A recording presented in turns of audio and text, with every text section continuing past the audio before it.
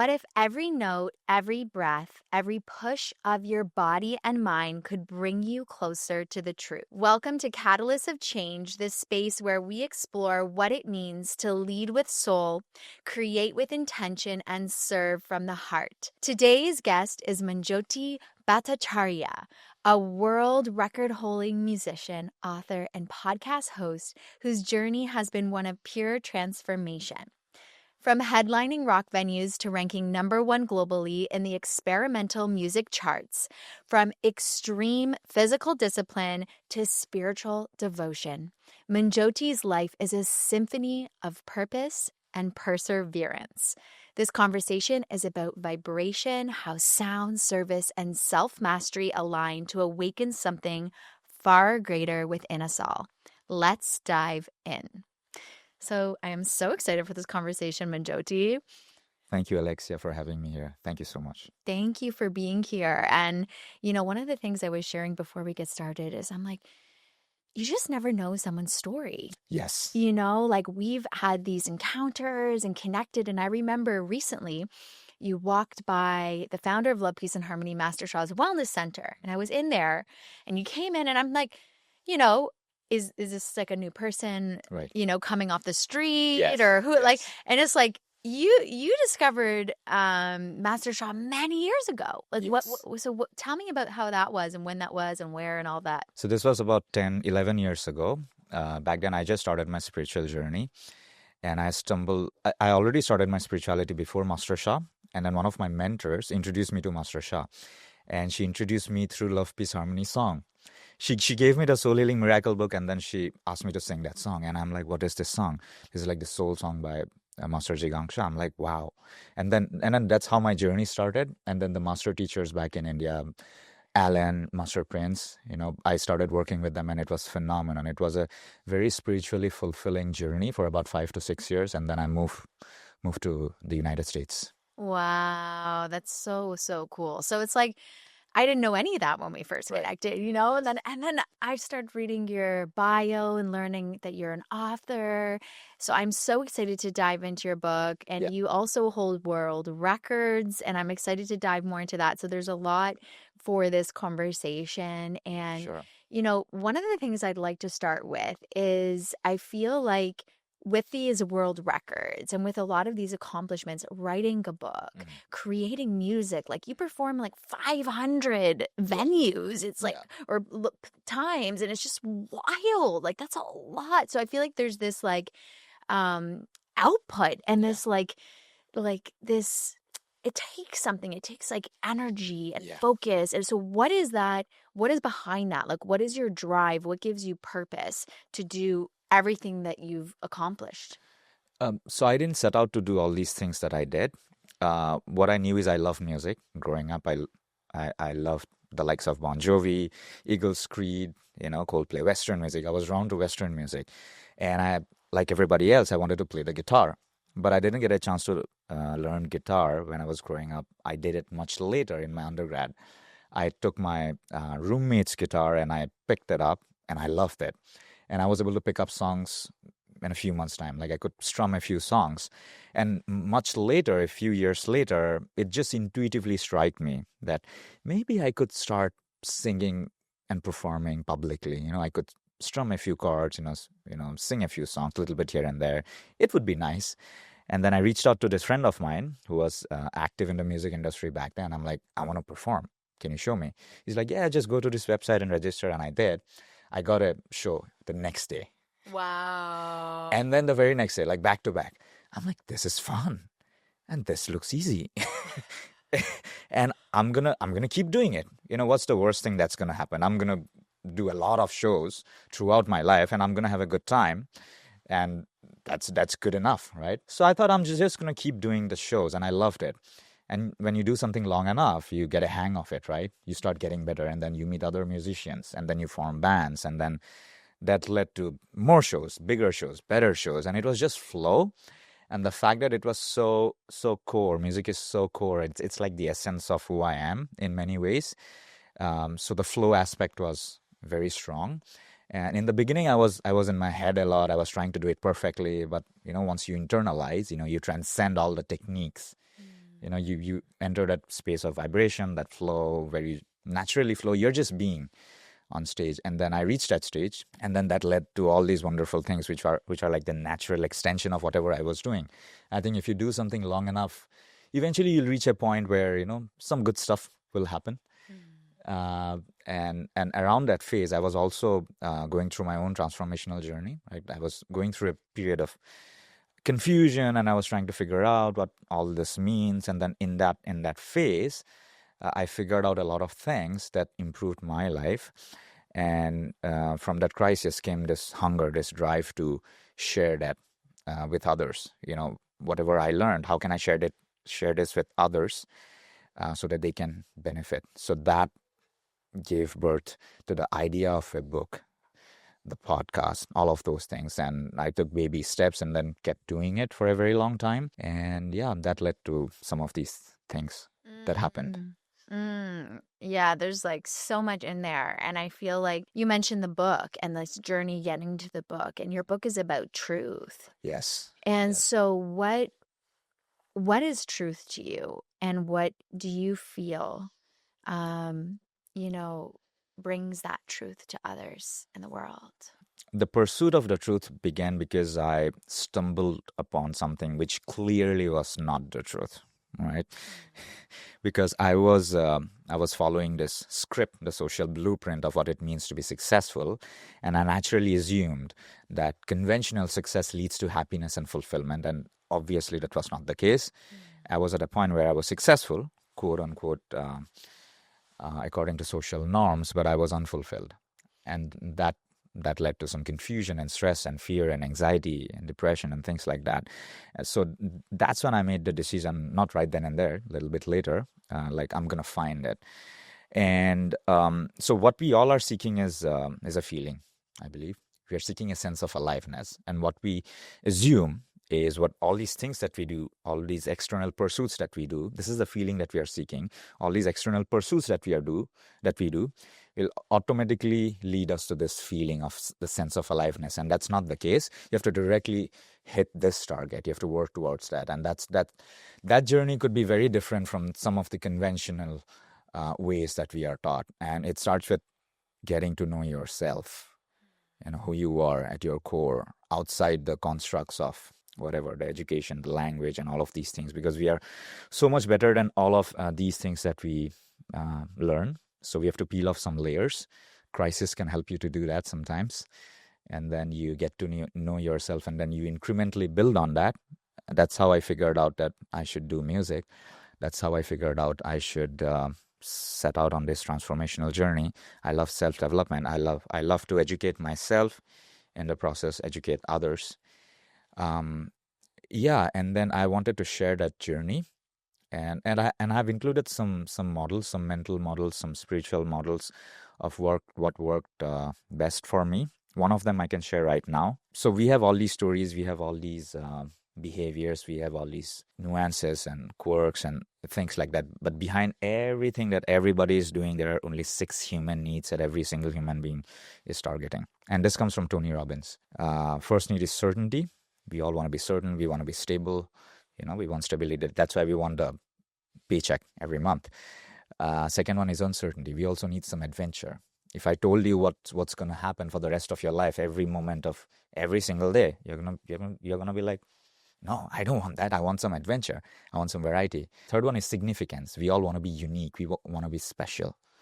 Fourth one is connection and love. We want connection. We want community. We want love. We want family. We want friends. And these 4 are the needs of the personality, the needs of the ego. And the last 2 needs are the needs of the spirit.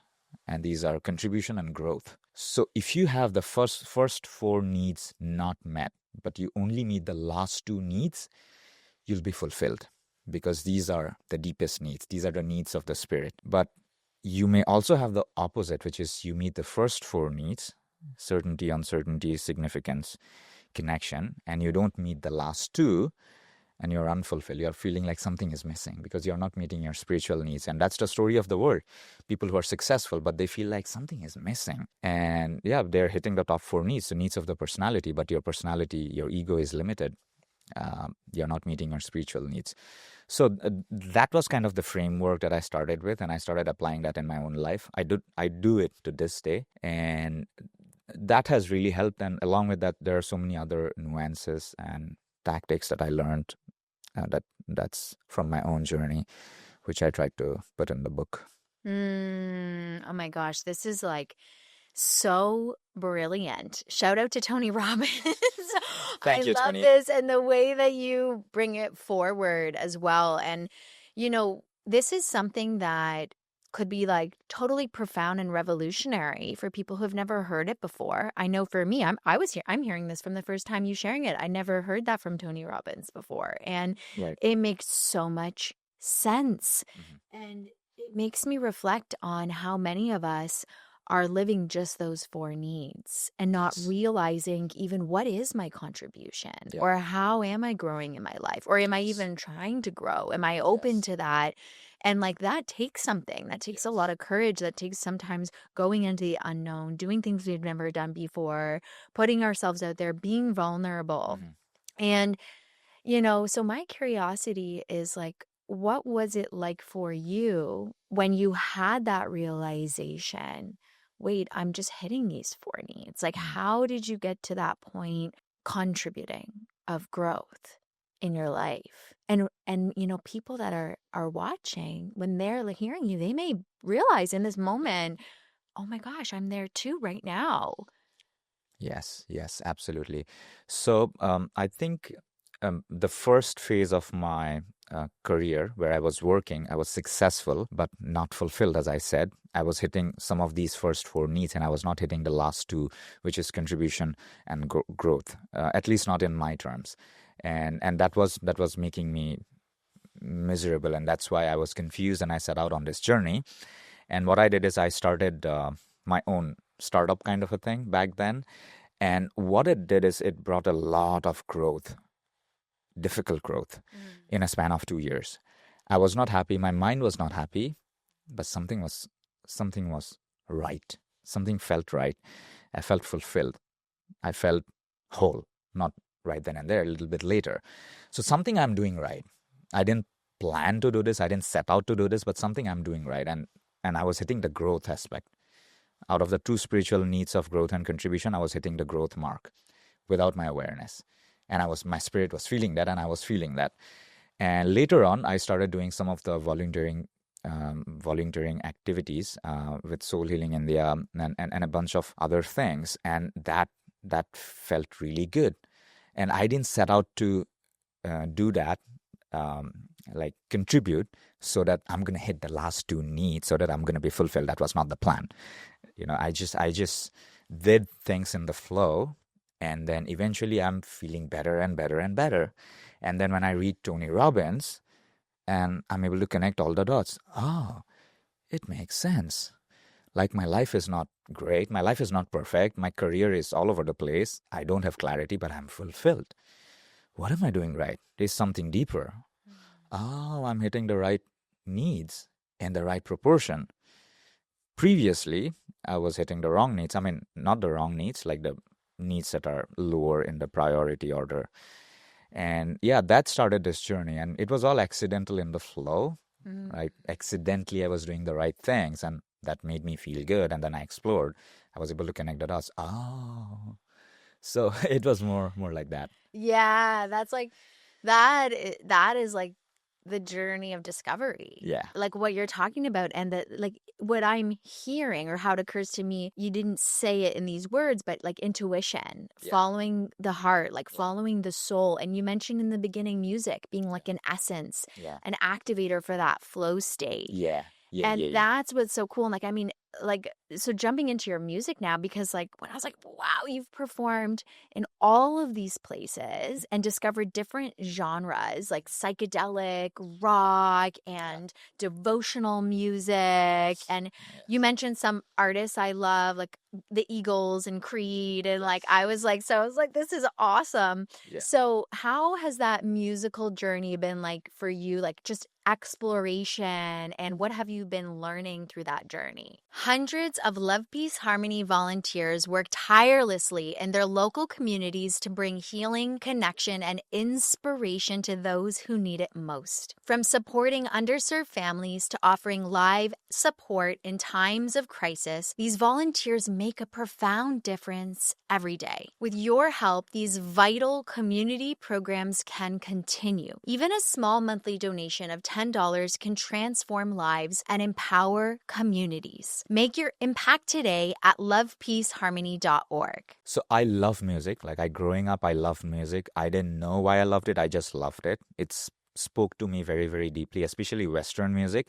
And one of the things that inspired me about Western music, especially the likes of Bon Jovi and Creed and all these bands that you're talking about, is the focus is on expression. The focus is on authentic expression. Of course, technique is important. You want to be able to hit those notes like perfectly or whatever, as close as possible. But the focus is on telling your story. Focus is on putting out the nuances of your character, of your story out there through your art. And that's seemed very liberating, very refreshing. It's like, I want to be able to do something like that. And I think knowingly or unknowingly, that's what drew me to these forms of music.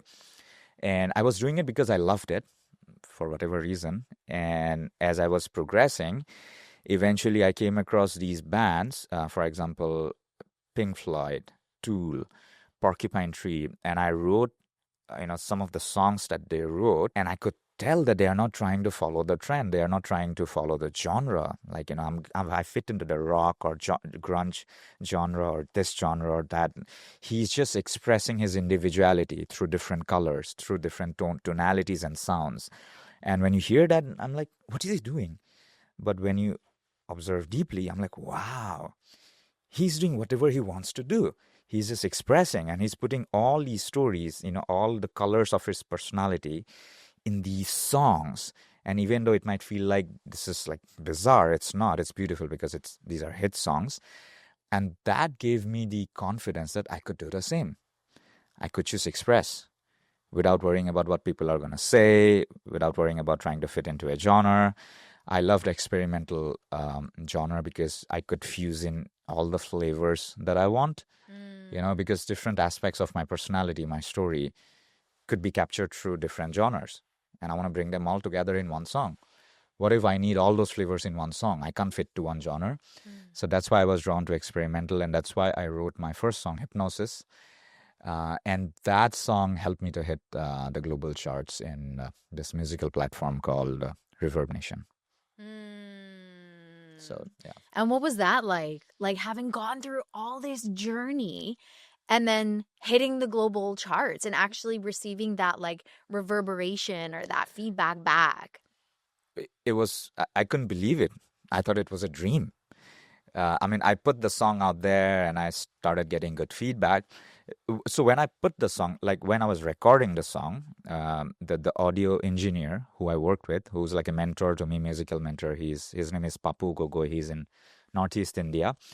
He told me this song is going to go places even before we put it out, because he was layering it out. He's like, this is going to go somewhere. I'm like, really? Good to know. And then I did the song, and then I put it out, and then the feedback started coming in from all across the globe. Like people started writing really, really nice personal notes about how the song made them feel. And I'm like, wow, that's good. That feels good. And then it started pouring in. And then when I put that out on Reverb Nation, which is a musical platform, my rank started to shoot up. I'm like, okay, sounds interesting. And then it hit rank 3. And then I didn't tell anybody. I told my sister, hey sis, I'm in global rank 3. Can you believe that? She's like, oh my God. And then 3 days later, it's rank 1. And then it stayed there for like 6 weeks. And it was like a dream. It was surreal. It felt like an illusion, but it wasn't. But yeah, that's how it happened. Wow. It's like, and you said people were writing notes how it made them feel. And what I think is really cool is like you had started this conversation talking about how we're chasing like this feeling. Yes. In many ways. Yeah. And how to access it. So do you feel like like, how does music act as a way for us to access that place that we try to access?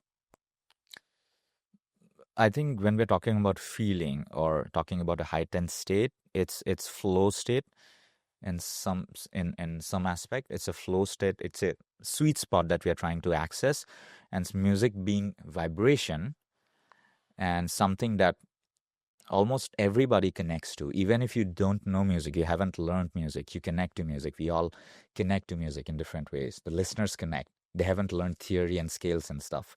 They still connect to music. It speaks to them.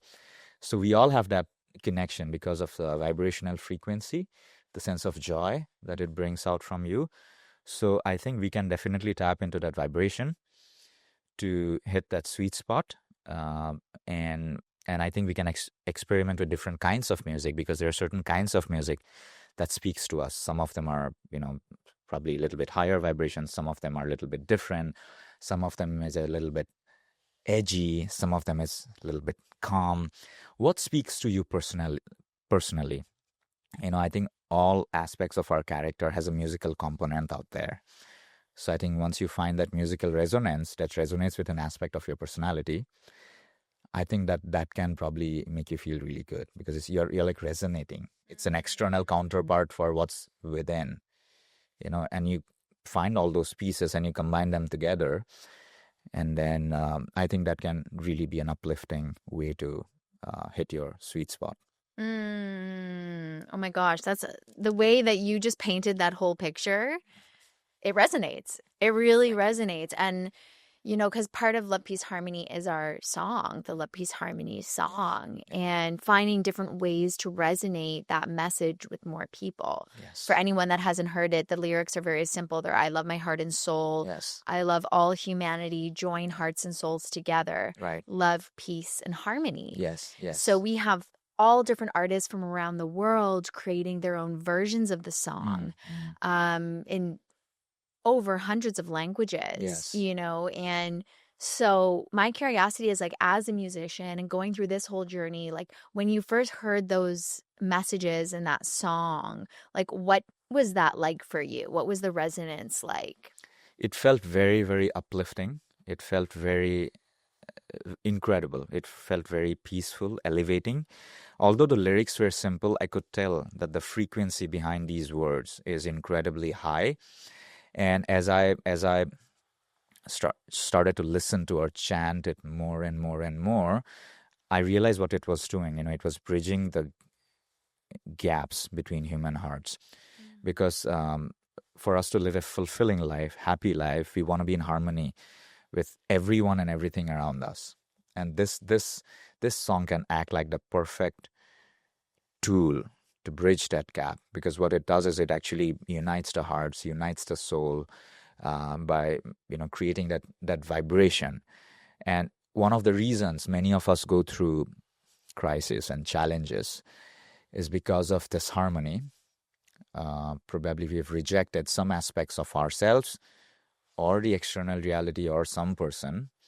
We have that separation with or without our awareness, and an accumulation of all those separations creates that feeling of unease, I think, to some extent. So what Love, Peace, Harmony can do is help you to bridge those gaps in relationships, with yourself, with that aspects of yourself, with your art, with your job, with your colleague, with humanity, with planets, with everything, with every thought, every feeling. And I felt on that note, it's a profoundly powerful gift to humanity, the song of Love, Peace, and Harmony. Wow, that is beautiful. Thank you so much. And,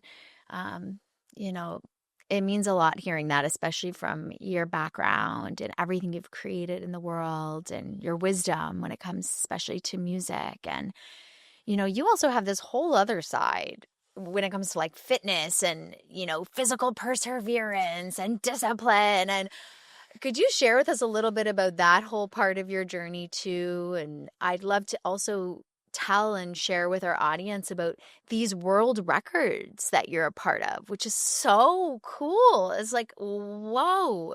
So definitely share with us a little bit about that. Sure.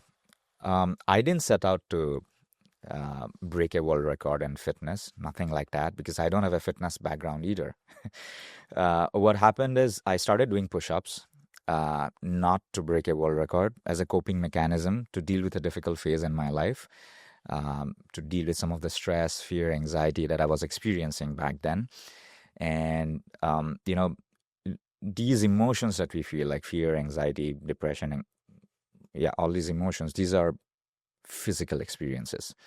You feel it in your body, you feel the tightness, you feel it, right? And to deal with something physical, you go physical. I learned this from Tony Robbins. So yeah, that was my tool, because I would wake up with stress and uncertainty, and then this would overwhelm me, and I started attacking that, not by trying to think about not thinking. We could do that. There are many mental models that can work, but something that's completely different, like a physical aspect, because your physical body and your mind are connected. So I started to use physical body as a way to address your mental and emotional aspects. And I would basically wake up and I would do push-ups, and I would go until I can't. And when I can't go anymore, I would go a little bit more. And that was sort of a ritual for me to center myself, so that I can go about my day. I can navigate whatever I was going through. In the beginning, it started like that as a coping mechanism. But later on, I started doing it because it puts me in a good state, good mental emotional state. Like, it changes my biochemistry instantly. And I love it. And, I love the idea of pushing myself physically. And I did it so much every day for many years. You know, I got good at it, and I still didn't think about record or anything. And then I was listening to this interview by Tom Bilyeu, who's the world famous entrepreneur, billionaire. He was interviewing this guy. His name is David Goggins, who's a very physical guy, and he inspired me. He broke Guinness World Record for pull-ups, maximum number of pull-ups in 24 hours or something like that. And that strike that idea that could I do something in push-ups? And I started looking over the records, like how many push-ups people could do in 1 minute. And I saw like Guinness World Record is 72. I'm like, holy, I could do that. Yeah. So, and then I attempted Guinness World Record, but by the time I was done, someone else already broke, and that number was higher. But my attempt was a record in Asia Book of Records and India Book of Records. And yeah, so it was basically a coping mechanism, which I did over and over and over again for many years. And I got good at it. And then I just attempted, and it worked out. Wow. So that's like, I feel like a common theme with some of these really cool accomplishments and successes you've had is it's being almost like this place of direction, guidance, joy, presence, fulfillment, like whatever those words are, but there's like this thing that's driving it that's beyond this is what I want to do, this is what I want to accomplish. It's like in the moment, like very present, like very much in the moment. Yeah. You're like doing these things and guided to do Yeah. it. And then it's like all of a sudden you look back and you're like, oh, I just accomplished this, which is really cool. It shows, like you said, you're accessing this flow state. Yes. You're in the moment. Yeah. And that's a gift. I feel like a lot of us, we wish for that, or we try to access those places in our life, whatever it might be. Yes. And, there can be challenges to doing that. So have you always been able to access that place, or is that something you feel like you've developed into? No, I was not able to access these states in the initial part of my life, until my early 20s, I would say. So some of the things that can help us to get into that zone or flow state or sweet spot, whatever you call it, is do something that you love for no reason. You simply love it. Just engage with it. It could be music, it could be dance, because you're engaging your whole body, your whole spirit to express it. So I think that something like that, I think everybody has a thing or two. Try to engage with that on an ongoing basis. And if you do it more and more and more, you increase your ability to access those states, which is like a state beyond your mind and your emotions, something like that. And other thing is, deliberately incorporating practices that can help you to access those states. For example, meditation, breathing exercises, love, peace, harmony, some of these spiritual practices, calligraphies, all of those things can help too. So I think a combination of all these things can help. But I think the first step is set that intention to find that present moment awareness, that flow state, your core true self that is beyond your stories, your mind, and your emotions. Yeah, because everything starts with an intention, and then don't give up. That's so beautiful and very clear. Thank you. Yeah, thank you for sharing that. I love it. And that alone brings hope and inspiration. I feel like Yes. just hearing that and thinking, okay, how do we apply this into our lives? And I guess my curiosity is like, what is one change in the world? If you could change something or cause a shift, because, this is catalyst of change. Right. So what would that change be or that shift be for humanity or for the world? Youth mental health is one of America's most urgent challenges. A vast percentage of United States high school students report persistent sadness or hopelessness. Research shows that art and music therapy can reduce anxiety and depression and strengthen emotional regulation skills. By joining as a Love Peace Harmony member for $35 a month, you help fund healing art and music workshops, mindfulness and emotional wellness programs, and safe spaces for youth connection and confidence, building stronger communities together, bringing healing and hope nationwide. Join us at lovepeaceharmony.org today. There are many ways I want to create a change, but maybe one of the concepts is what I'm trying to do through my podcast. The name of the podcast is 10,000 Foot View. 10,000 Foot View means higher perspective. So whenever we go through situations, it could be challenges. When we are going through it, we feel like it's probably not that good or it's challenging, but few years or few months later, in retrospect, it's very clear why we went through what we went through, right? And that's helping us so much. I think we all have stories like that. When we were going through it, it felt like this is not good, but later on, I see why I went through that. So when we go through those situations, challenges or whatever, maybe not always challenges, if we could get that 10,000 foot view perspective, because when you have that bird's eye view, it's all good. But in the moment, it feels like things are not good because we have these stories, we have these mental models, we have all these references that is leading us to these disempowering states, which do not always serve us. But if we could see clearly what exactly is going on from a higher perspective, it'll help you to navigate those situations much better. You'll be able to access the gift underneath some of these quote-unquote obstacles relatively easier. So that's what I'm trying to do through all these guest interviews that I have, trying to bring their stories, their inspiration, so that I could probably give you one perspective or a set of perspectives that can unlock that insight. Like, it all makes sense. It's not about me. It's what I'm going through. And I think this is going to serve me like this towards my dream over there in 6 months' time. So something along those lines. So one of the things that I'm trying to do is to enlighten people, give all these perspectives, extract them from people, inspiring individuals, and share it with the world.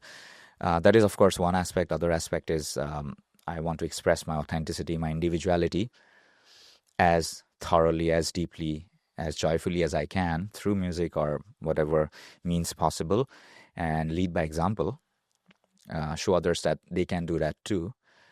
And continue to grow psychologically, spiritually, and whatever I learn, I keep sharing with others in one or the other form.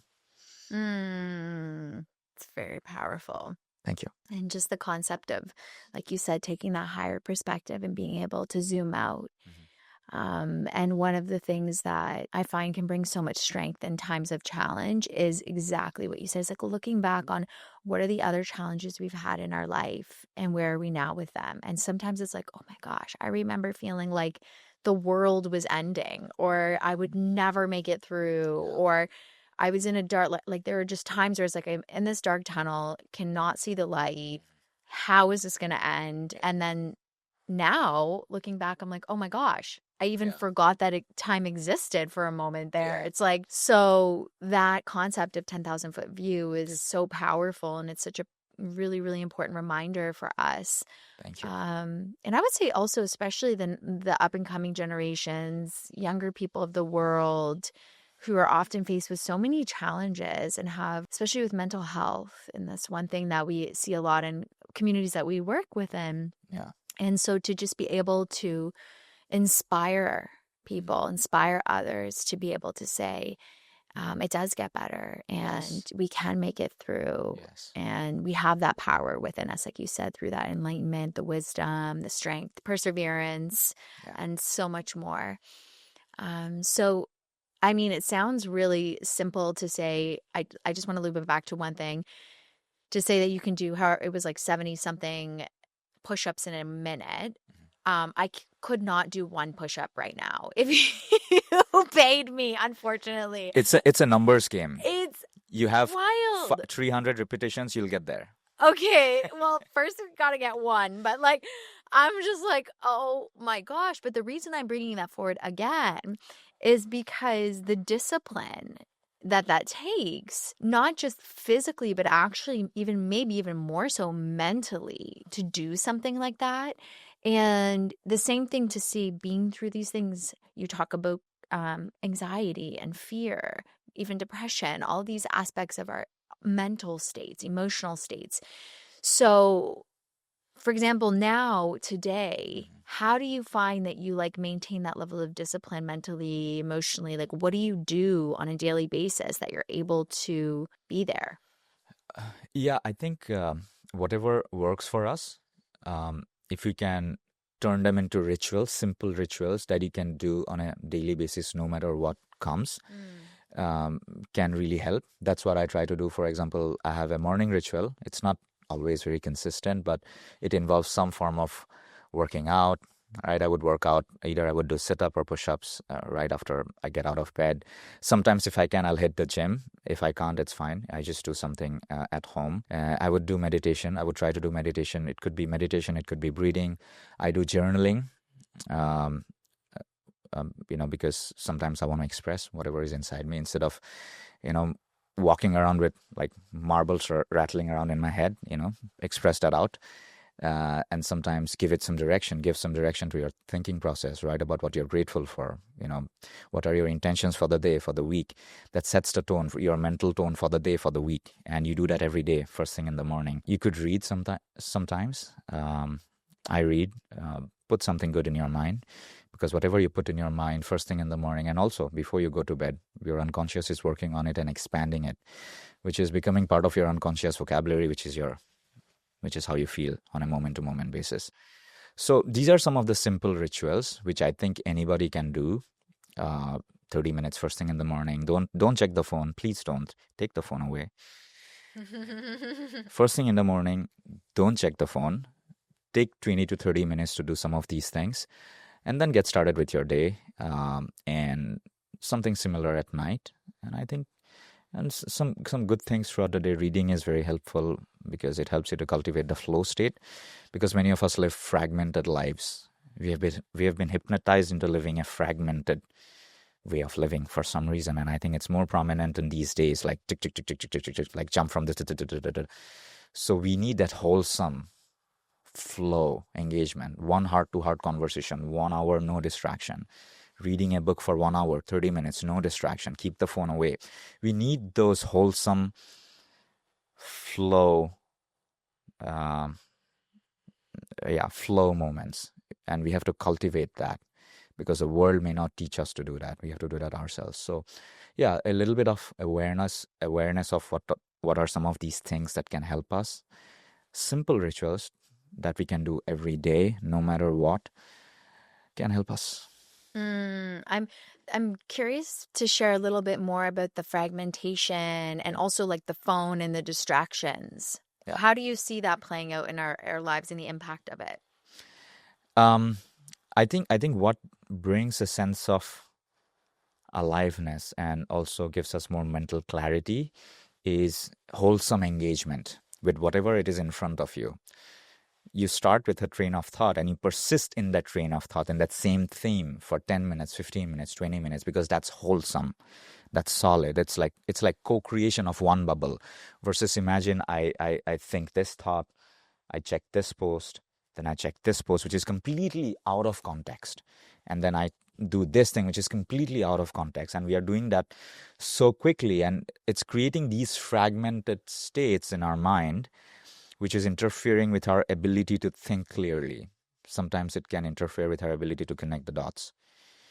Because whatever we do, we train our thought pattern. And then that can come in the way of us being able to reach clarity, because we are not even able to persist in that train of thought long enough to arrive at that conclusion. We've already jumped to something else. While we were there, we jumped to something else. So this is a very, very new phenomenon. And the reason we do that is I spoke about 6 human needs, right? And one of the needs is adventure, variety. Mm-hmm. So this is like feeding the need for variety to an unhealthy degree, because it's possible to do that. So you have to be a little bit careful of taking it too far, and you have to really block time, have time blocks to cultivate that flow state, to have that the right brain coherence, that resonance in your mind groove, or whatever you may call it.